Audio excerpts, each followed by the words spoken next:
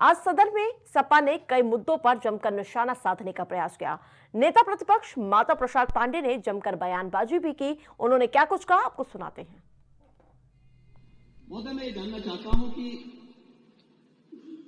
क्या सनातन धर्म का अनुयायी बनना या सनातन धर्म के किसी आयोजन को भव्यता के साथ करना क्या कोई अपराध है?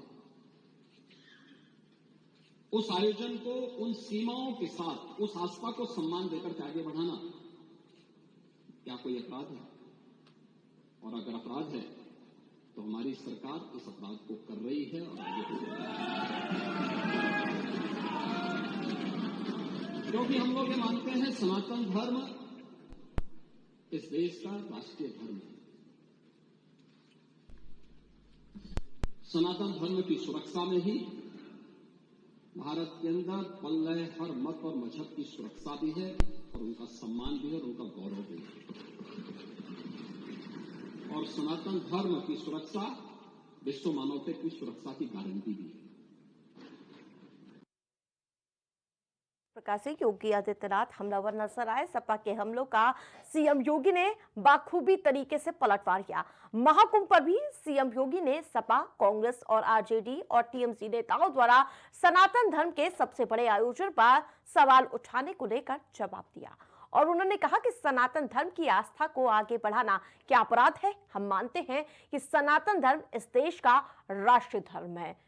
तो वहीं आपको बता दें कि लगातार मुख्यमंत्री योगी आदित्यनाथ एक के बाद एक सभी जवाबों का पलटवार देते हुए नजर आए। और खबरों में आगे बढ़ेंगे, जहां पूर्व सांसद एवं कांग्रेस नेता उदित राज के बसपा सुप्रीमो मायावती का गला काटने के बयान को लेकर पार्टी के राष्ट्रीय महासचिव सतीश चंद्र मिश्रा ने कांग्रेस पर करारा प्रहार किया।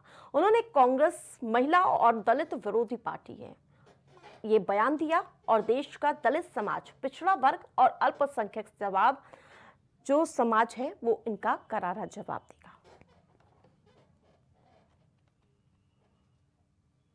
तो मायावती पर उदित के बिगड़े बोल सामने आए। सतीश का आरोप है जहां कांग्रेस पार्टी के वरिष्ठ नेता एवं पूर्व सांसद उदित राज द्वारा माननीय बहन कुमारी मायावती जी पर घृणित और शर्मनाक बयान दिया गया। अपमानजनक और निंदनीय बयान न सिर्फ माननीय बहन जी का अपमान है बल्कि ये पूरे बहुजन समाज के दलितों और स्वाभिमानी भारतीयों की गरिमा पर करारा प्रहार है।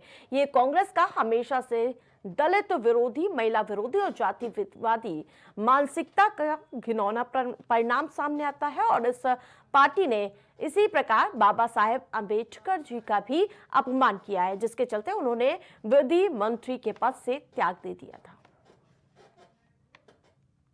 तो ये सतीश की ओर से तीखी प्रतिक्रिया दी गई है।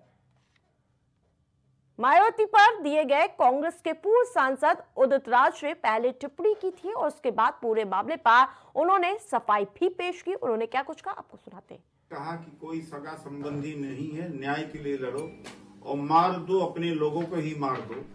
तो आज उसी मोड़ पर हमारे कृष्ण ने मुझे कह दिया है कि सबसे पहले जो अपना दुश्मन है उसी को मार दो और जो सामाजिक न्याय का दुश्मन है, जानते हूं, मैंने अपने प्रेस रिलीज में लिख दिया है, वो सुश्री मायावती ने जो सामाजिक आंदोलन का गला घोटा, अब उनका गला घोटने का समय आ गया है। उदित राज के इस बयान का हर तरफ कड़ा विरोध हो रहा है। कभी कांग्रेस के ही साथी रहे प्रमोद कृष्णन ने भी उन पर खूब निशाना साधा। कांग्रेस पार्टी के नेताओं का दिमाग खराब हो चुका है, खासतौर से उन नेताओं का जो राहुल गांधी जी की संगत ज्यादा करते हैं।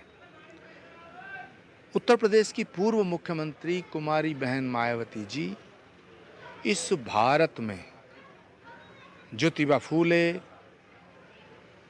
और बाबा साहब अंबेडकर के बाद अकेली ऐसी नेता हैं जिन्होंने दलितों को गौरव और दलितों को सम्मान दिलाने का काम किया। तो माननीय उदित राज जी का जो बयान है वो दलितों का भी अपमान है, भारत के संविधान का अपमान है और भारत के संविधान के रचयिता डॉक्टर भीमराव अंबेडकर साहब का भी अपमान है। आरोप तो ये भी है कांग्रेस ने डॉक्टर अंबेडकर के लिए हराने के लिए चुनाव लड़ा था। देखिए, कांग्रेस पार्टी का जो इतिहास है और जो कांग्रेस पार्टी का वर्तमान है और जो कांग्रेस का भविष्य है, उन तीनों में ज़मीन आसमान का अंतर है। कांग्रेस पार्टी आज अपने सबसे बड़े बुरे दौर से गुजर रही है और कांग्रेस की सबसे बड़ी बीमारी राहुल गांधी है। उत्तर प्रदेश के महाकुंभ में एक तरफ जहां लोगों का गंगा यमुना और त्रिवेणी में डुबकी लगाने की होड़ सी मची हुई है, तो वहीं केंद्रीय प्रदूषण नियंत्रण बोर्ड की रिपोर्ट पर गौर करने के बाद 16 फरवरी 2025 को नेशनल ग्रीन ट्रिब्यूनल की प्रधान पीठ ने अपनी सख्त टिप्पणी में उत्तर प्रदेश प्रदूषण नियंत्रण बोर्ड को फटकार लगाई है।